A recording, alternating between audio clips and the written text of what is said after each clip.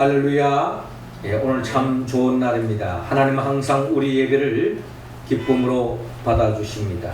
하나님께는 영광이요 우리 모두에게는 하나님의 은혜와 은총이 깃들어서 한 주간도 우리 모두가 하나님의 나라를 침노하고 그 나라의 복을 누리며 많은 사람들에게 그 복을 나누는 축복의 통로로서의 삶을 살아가는 우리 모두가 되기를 주의 이름으로 축원합니다.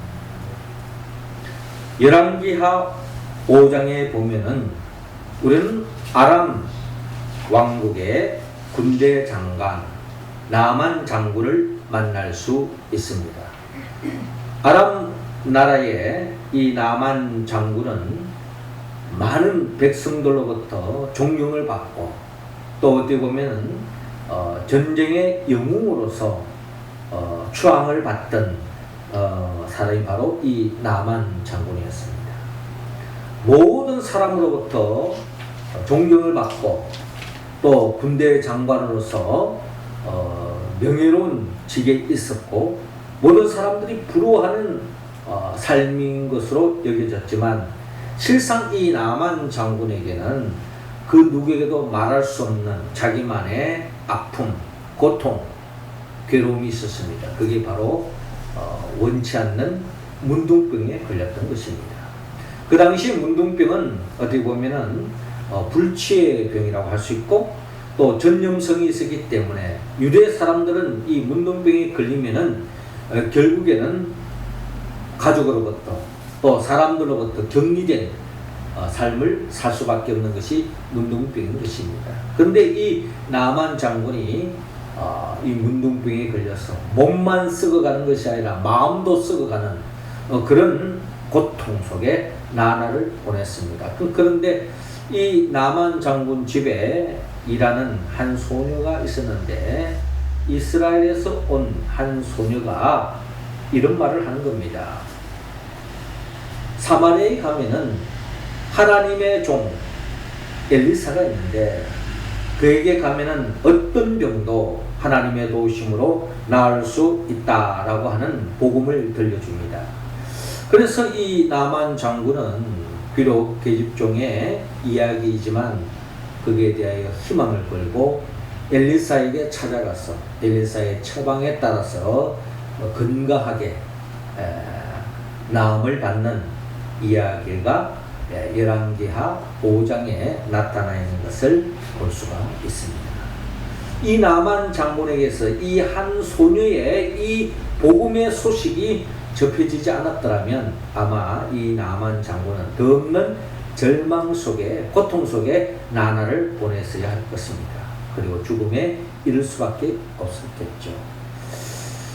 이처럼 이 나만 장군에게 복음을 들려주는 이 한 소녀의 이야기를 듣고 믿음으로 나아갔을 때에 결국 그 문둥병이라고 하는 이 질병으로부터의 속박으로부터 벗어날 수 있게 된 것을 바라볼 수 있습니다.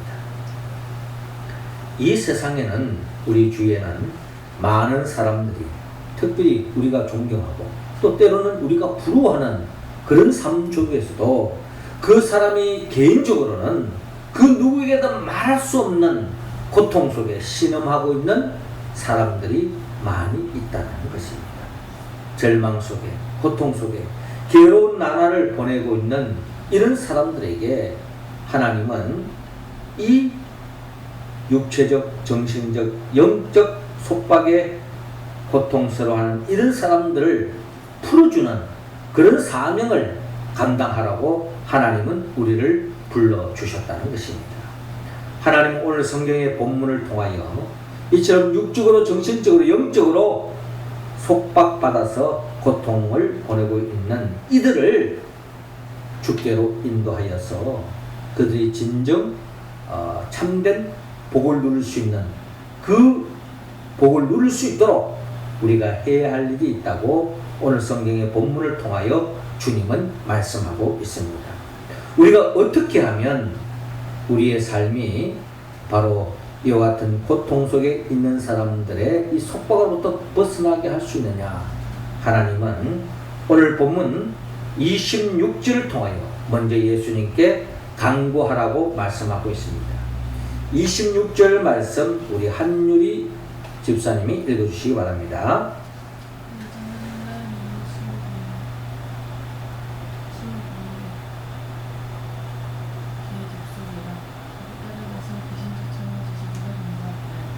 아멘. 우리 다 같이 읽겠습니다. 시작. 그 여자는 헬라인이요 수로보니게 족속이라 자기 딸에게서 귀신 쫓아내 주시기를 간구하거늘. 아멘. 자, 오늘 본문 24절을 이렇게 시작합니다. 예수께서 일어나 그 길을 떠나 두로 지방으로 가서 한 집에 들어가 아무도 모르게 하시려 하나 숨길 수 없더라 라고 기록되어 있습니다. 예수님의 발자취를 들다 보면 많은 사람들이 따르고 또 가는 곳곳마다 소문에 의해서 많은 사람들이 운집하고 이런 광경을 볼 수 있지만 사실 예수님의 마음은 그러한 표면적으로 드러나는 모습보다는 오른손이 하는 것 왼손이 모르게, 또한 하나님의 나라는 어떻게 보면 조용하게 작은 데서부터 이렇게 점점 확산되어지는 역사를 우리가 주님은 꿈꾸고 있는 것을 오늘 본문을 통하여 헤아려 볼 수가 있습니다. 이처럼 주님은 많은 사람들에게 들떠져 있는 소문에 의해서 진행되어지기보다는 어떻게 보면 조용하게 하나님의 나라를 열어가고 싶은 그런 마음을 오늘 본문을 통하여 우리가 헤아려 볼 수가 있습니다. 그럼에도 불구하고 주님이 가는 곳에 많은 사람들이 운집하고 그 소문을 통해서 이렇게 요란한 모습을 우리는 또한 본문을 통하여 바라볼 수 있습니다. 자, 이런 상황 속에서 25절에 이에 더러운 귀신 들린 어린 딸을 둔 한 여자가 예수의 소문을 듣고 곧 와서 그 발 아래에 엎드리니라고 기록되어 있습니다. 한 여인이 예수님의 발 앞에 엎드렸다는 것입니다. 이 여인이 예수님 발 앞에 엎드릴 수밖에 없었던 이유는 자기의 사랑하는 딸이 귀신에 들렸다는 거예요. 귀신에 들려가지고 정상적인 삶을 살지 못하는 그런 현실 속에서 사랑하는 딸이 귀신에 들려서 행복한 삶, 정상적인 사람답게 살지 못하는 안타까운 나머지 이 딸을 귀신으로부터 벗어나게 하기 위해서 예수님께 다가가서 이 어린 딸을 귀신으로부터 벗어날 수 있도록 간구하고 있는 여인의 모습을 바라볼 수 있습니다. 그 여자는 헬라인이요 수로보니게 족속이라 자기 딸에게서 귀신 쫓아내 주시기를 간구하거늘 라고 기록되어 있습니다. 자, 여기에서 우리는 이 수로보니게 여인이 헬라인이라는 말은 한마디로 이방인이었다는 겁니다. 이방인. 유대인들의 정서에는 이 이방 사람들, 특히 이방 여인들을 가까이 하지 않았습니다. 거리를 뒀습니다. 여인은 말할 것 없고 남자들도 거리를 뒀습니다. 왜냐하면 그들은 하나님을 믿지 않기 때문에, 구별된 삶을 살고 있지 않기 때문에 그들과 거리를 두었던 것입니다.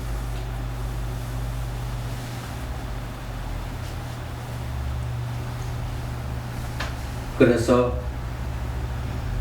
예수님께서 이 여인의 간절한 간청을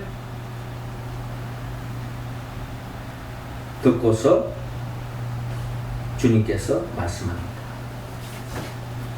자녀로 먼저 배불리 먹게 할지니 자녀의 떡을 취하여 개들에게 던짐이 마땅치 아니하니라 라고 주님께서 말씀하고 있습니다.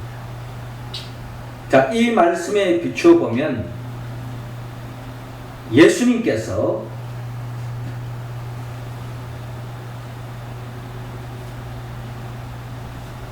이 이방 여인의 간청을 들었지만 주님의 대답은 조금 거리 있는 여인의 입장에서 들었으면 엄청난 상처를 받을 수 있는 말씀을 주님이 하고 계시는 겁니다.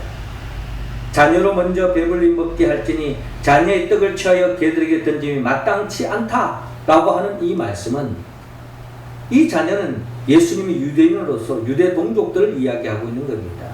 어디 보면 유대인은 예수님과 같은 동족이기 때문에 유대인들에게 하나님의 나라의 복을 먼저 전해주고 싶은 것이, 아마 예수님도 인간의 몸으로 이 땅에 오시기 때문에 그런 마음을 우리는 또한 읽을 수 있습니다. 자, 그런 의미 속에서 자녀의 떡을 취하여 개들에게 던짐이 마땅치 않다 하는 이 말씀은, 결국 이방 여인에게 주님이 은혜를 베푸는 것에 대해서 조금 거리를 두고 있는 모습을 우리가 볼 때에, 아마 이방 여인의 입장에서 본다면 엄청나게 시험될 수 있는 이야기인 것입니다. 이방 사람들, 유대인들은 개취급을 했습니다. 상종할 수 없는, 개들의 특징은 음식을 가리지 않습니다. 구별된 삶을 살지 않습니다. 자기 마음대로 사는 이방인들을 향하여 개취급을 했던 것입니다. 예수님도 그런 유대인의 정서에 따라서 그렇게 지금 이야기하고 있는 겁니다. 이 이야기는 수로보니게 여인의 입장에서 본다면 엄청나게 상처받을 수 있는 이야기라는 겁니다. 자, 그런데 이 여인이 그럼에도 불구하고 이렇게 대답을 합니다. 28절에 주여 올소이다마는 상아래 개들도 아이들이 먹던 부스러기를 먹나이다 라고 말씀하고 있습니다. 자, 이 수로보니게 여인이 주여 올소이다마는 주님의 말씀을 맞습니다. 어떻게 보면 유대인들의 입장에서 봤을 때 충분히 그렇게 할 수 있다는 것을 감수하고 있다는 겁니다. 그리고 상아래 개들도 아이들이 먹던 부스러기를 먹나이다 하는 이 말씀 속에 저를 개취급해도 좋습니다. 하지만 내 딸이 살아야 되겠습니다. 내 딸이 귀신으로부터 벗어나야 되겠습니다. 주님만이 그 일을 할 수 있습니다. 그러니 내 자존심 다 내려놓고 어떻게든지 주님께서 낫게 해주셔야 되겠습니다 하는 그런 간절한 마음을 우리는 오늘 이 본문을 통하여 읽을 수 있다는 것입니다. 이게 바로 부모의 마음인 거죠. 내 딸은 정상적인 삶을 살았으면 좋겠다. 귀신의 종로로 사는 인생을 살지 않았으면 좋겠다. 더 이상 불행한 삶으로 나가지 않았으면 좋겠다 하는 그런 마음으로 자존심을 다 접어놓고 부스러기라도 좋으니 개취급해도 좋으니 내 딸을 살려주십시오 하는 간절한 마음을 우리는 읽을 수 있습니다. 자, 이때에 예수님께서 말씀합니다. 이 말을 하였으니 돌아가라. 귀신이 내 딸에게서 나갔느니라 라고 말씀하고 있습니다. 이 말을 하였으니 돌아가라. 여러분, 이 말이 무슨 뜻입니까? 예수님께서 이 여인의 마음을 읽었다는 것입니다. 그렇지 않겠습니까? 이 말을 하였으니, 네가 이 말을 하였다는 이 말에는 네가 이렇게 수모를 당해도 자존심 상하는 말을 들었다 할지라도 그럼에도 불구하고 주님을 의지하고 주님께 매달리는 그 모습을 주님은 높이 평가했다는 것입니다. 그리고 네가 정말로 사랑하는 딸을 사랑하는지 내가 알겠구나 하는 그 마음을 읽으시고 주님께서 치유의 은총을 베풀어 주신 것입니다. 그때 30절에 여자가 집에 돌아가 본즉 아이가 침상에 누웠고 귀신이 나갔더라 라고 기록되어 있습니다. 그렇습니다. 우리 오늘 보면 26절을 다시 돌아가 그 여자는 헬라니요 수로보니게의 족속이다. 자기 딸에게서 귀신 쫓아내 주시기를 간구하는 이 여인의 마음. 여러분, 여기서 간구는 한번 간청해 보다가 기도해 보다가 안 되면 말고 하는 그런 게 아닙니다. 어디 보면 오늘 이 수로보니게 이 여인의 마음은 어떠한 자존심이 상한 한이 있더라고요. 또 어떤 장애물이 있다 할지라도 이 사랑하는 딸을 낳게 하고자 하는 그런 간절한 마음, 그게 바로 부모의 마음이요, 특별히 어머니의 딸을 향한 마음이라는 겁니다. 그 마음으로 하나님께 매달렸다, 주님께 매달렸다는 겁니다. 우리도 이런 마음을 본받기를 주님은 원하고 있습니다.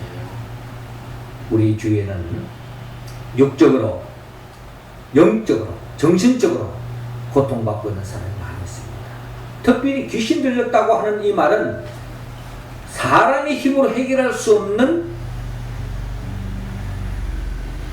문제에 빠진 사람, 이게 바로 귀신 들린 사람의 특징이잖아요. 귀신 들리면요, 뭐 읍술로 되는 것도 아니고 약으로 되는 것도 아니고, 사람의 힘의 한계를 경험하는 것이 바로 귀신 들린 사람의 특징이라면, 오늘날 이 시대를 살아감에 있어서 의학이 아무리 발달되고 아무리 돈이 있다 할지라도 인간의 힘으로, 돈으로 해결할 수 없는 그런 육적, 정신적, 영적인 병에 걸린 사람이 있다는 것입니다. 그런 사람이 우리 주위에 있을 때에 우리는 오늘 이 수로보니게 여인처럼 주님 앞에 매달려서 기도하는 우리의 모습이 되어야 될 줄 믿습니다. 몇 번을 해보다가 많은 것이 아니라 이 어머니와 같은 심정을 가지고 주님께 매달려 기도하는 우리의 모습이 되기를 주님은 원하고 있습니다. 주님 말씀합니다. 넌 내게 부르짖으라 내가 내게 응답하겠고 내가 알지 못하는 크고 비밀한 일을 내게 보이리라 라고 주님께서 말씀하셨습니다. 우리가 그 약속의 말씀을 붙잡고 우리 주위에 참된 행복을 누리지 못한 채, 특별히 귀신 들려 어둠의 영에 사로잡혀 불행한 삶으로 나아가는 그 영혼을 붙잡고 기도하는, 주님의 이름으로 기도하는 우리 모두가 되기를 주의 이름으로 축원합니다. 이어 주님은 32절 통하여 예수님께 데려가라고 말씀합니다. 32절 우리 같이 읽습니다. 시작. 사람들이 기묻고 말 듣없는 자를 데리고 예수께 나와 안수하여 주시기를 간구하거늘. 아멘. 자, 이어지는 본문 31절에 예수께서 다시 두로 지방에서 나와 시돈을 지나고 데가볼리 지방을 통과하여 갈릴리 호수에 이르시매 사람들이 기묻고 말 듣없는 자를 데리고 예수께 나와 안수하여 주시기를 간구하거늘. 아까 귀신 들린 딸을 둔 그 어머니는 딸을 집에 두고 예수님께로 가서 매달리는 거죠. 왜냐하면 귀신 들린 사람은 통제가 잘 되지 않습니다.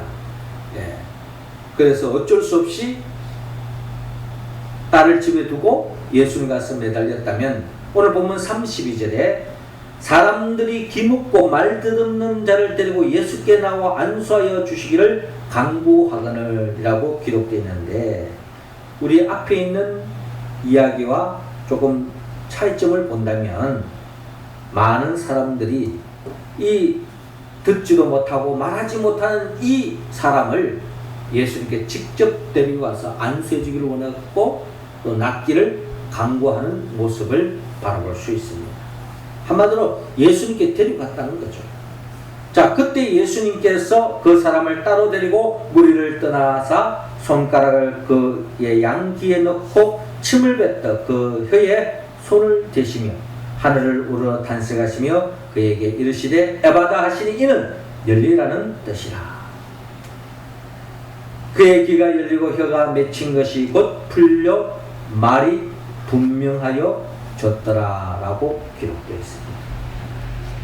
그러니까 예수님께서 이 많은 사람들이 이 환자를 데리고 주님께로 돌아왔을 때에 주님이 긍휼히 여기시고 이 사람에게 에바다 하시며 열리라는 선포를 할 때에 입이 열리고 귀가 열리고 말하고 듣는 역사가 일어나는 것을 바라볼 수 있습니다. 우리는 여기에서 많은 사람들이 이 환자를 데리고 예수님께로 나아갔다 라는 것을 우리가 주목할 필요가 있습니다. 그렇습니다.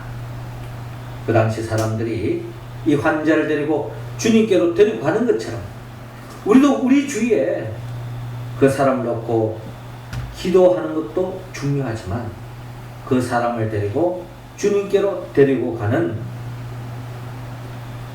그것을 주님은 기뻐하신다는 겁니다. 우리가 어떻게 주님께로 데리고 가느냐? 주님은 없는데 하나님 보좌 우편에 계시는 주님께로 어떻게 데리고 가느냐?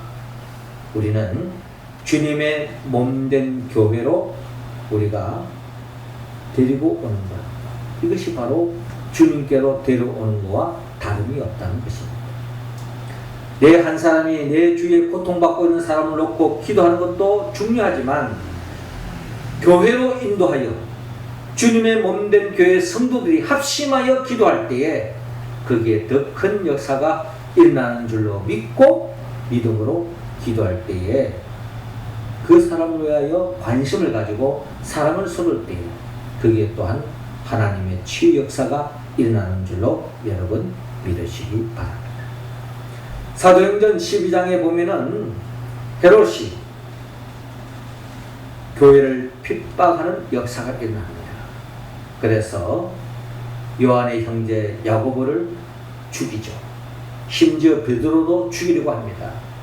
베드로를 체포해서 옥에 가두었습니다. 그런 상황 속에서 초대교회 교회 공동체들이 교인들이 모였습니다.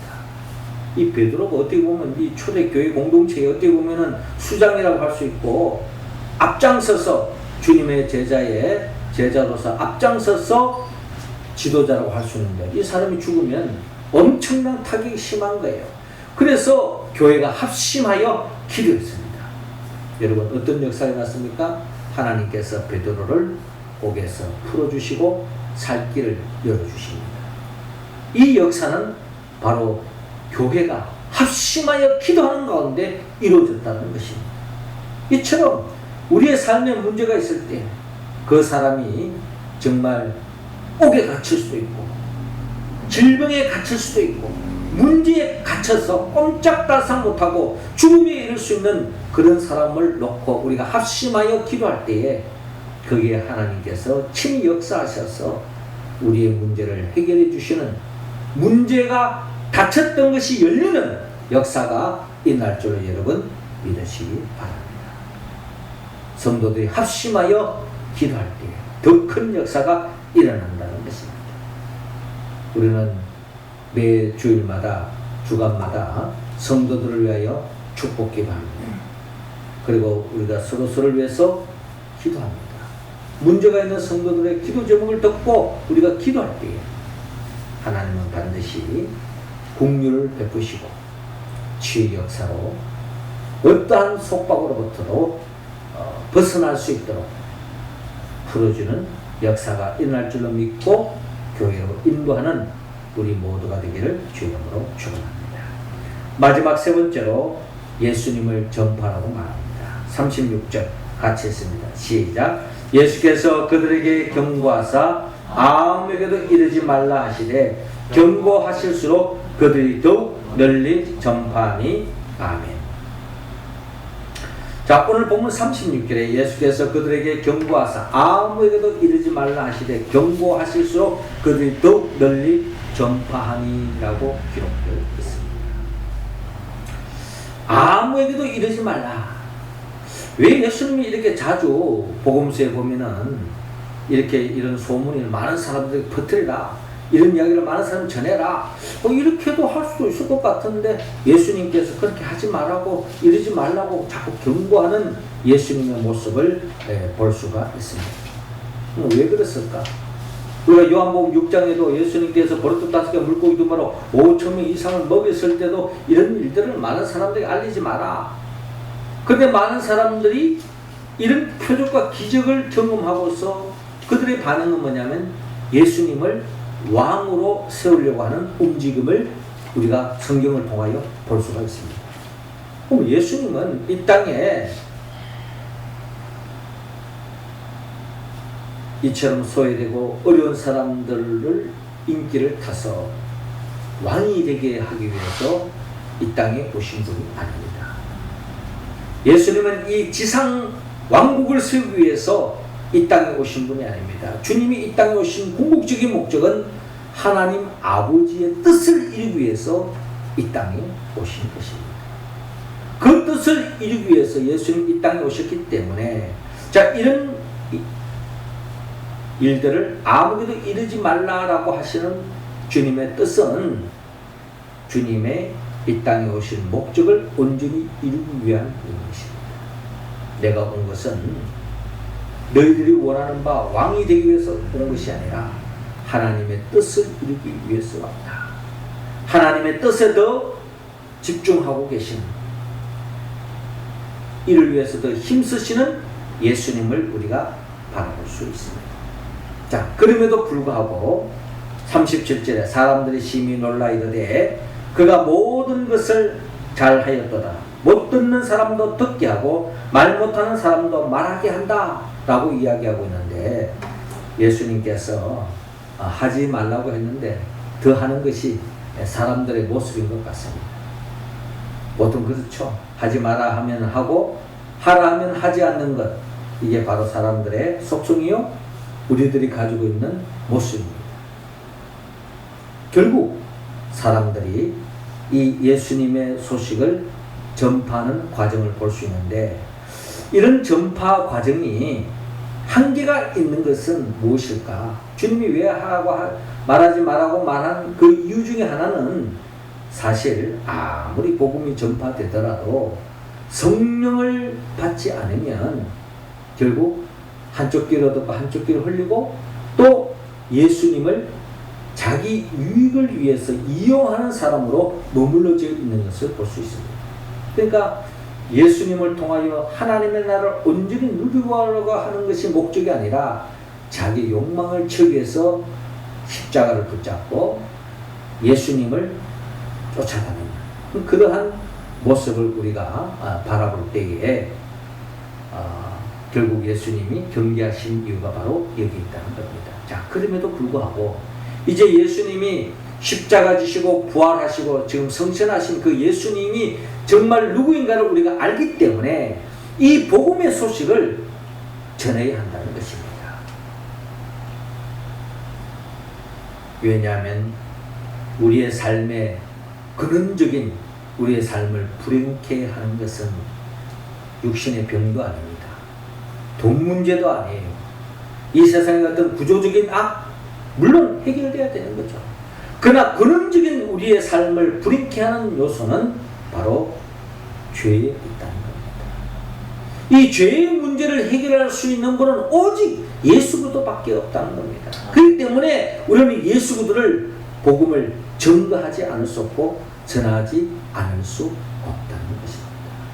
단순히 예수님께로 가면 병이 낫는다, 예수님께로 가면 잘 산다, 예수님께로 가면 모든 문제가 해결된다. 물론 그렇게 우리가 복음을 전하는 동기는 되겠지만 궁극적인 우리의 삶의 가장 근원적인 문제 해결점은 예수 그리스도, 그분만이 우리의 원초적인 문제 해결자, 즉 죄의 문제를 해결할 수 있는 분이, 유일한 분이 바로 예수님이기 때문에 우리는 복음을 전파해야, 예수 그리스도를 전파해야 된다. 마치 나만 장군에게 그 복음의 소식을 전했던 한 소녀처럼 우리도 그 복음의 소식을 전해야 한다는 것입니다. 복음의 소식을 전하는 사람, 전도하는 사람, 하나님은 가장 기뻐하시고 가장 큰 복을 내려 주실 줄로 믿습니다. 이제 무더운 여름이 지나고 이제 9월에 접어들면서 가끔 우리는 가을 하늘을 가끔씩 바라보면서 이제 가을에 접어든 것 같습니다. 이 가을은 결실의 계절입니다. 우리 모두가 영적인 하나님이 기뻐하는 열매를 맺어야 할 것입니다. 우리 주위에 아직도 예수를 알지 못하고 복음을 알지 못하는 그들에게 복음을 전하여서 하나님 앞에 귀한 열매 맺는 우리의 모습이 다 되기를 주님으로 축원합니다. 사랑하는 성도 여러분, 주님은 우리 한 사람 한 사람에게 맡겨준 사명, 우리를 통해서 육적으로, 정신적으로, 영적으로 속박당하고 있는 고통 속에 신음하는 그들을 풀어주기를 주님은 원합니다. 그러기 위해서는 우리 모두가 예수님께 간구하고 예수님께 데려가고 또한 복음을 전해야 한다는 것입니다. 이 말씀에 우리가 온전히 응답할 수 있는 길은 성령의 도움을 받아야 합니다. 성령은 예수 그리스도의 영입니다. 예수님이 누구입니까? 예수님은 우리를 위하여 천지 만물을 창조하시고 우리를 구원하기 위하여 인간의 몸으로 오셔서 우리의 근원적인 문제 해결하기 위하여 죄의 문제를 대신 짊어지고 십자가에 못 박혀 죽으시고 죽은 자 가운데 3일 만에 부활하시고 승천하시고 지금도 하나님 보호자 우편에서 우리에게 성령을 보내주시길 원하며 성령의 도심으로 교회를 세우고 교회의 삶을 살아가는 우리들을 영원한 하나님의 나라로 인도하기 위하여 장차 재림하여 오실 예수 그리스도 그분의 영 보혜사 성령의 도움을 받아서 우리 모두가 속박당하고 있는 고통받고 있는 그들을 위하여 기도하고 그들을 교회로 인도하고 또 복음을 전하여서 하나님의 나라를 확장해가는 열매 맺는 우리 모두가 되기를 주님으로 축원합니다. 기도드리겠습니다. 하늘에 계신 우리 아버지, 이 시간 우리 한 사람 한 사람에게 성령의 기름을 부어 주옵소서. 성령 충만함으로 말미암아 우리의 도움이 손길이 필요한 그 영혼을 붙잡고 기도하게 하여 주옵시고 그들을 주께로 인도하고 또한 그들에게 복음을 전하여서 예수 그리스도 안에서 참된 자유와 기쁨과 행복을 누릴 수 있도록 인도하여 주옵소서. 예수님의 이름으로 기도하옵나이다. 아멘.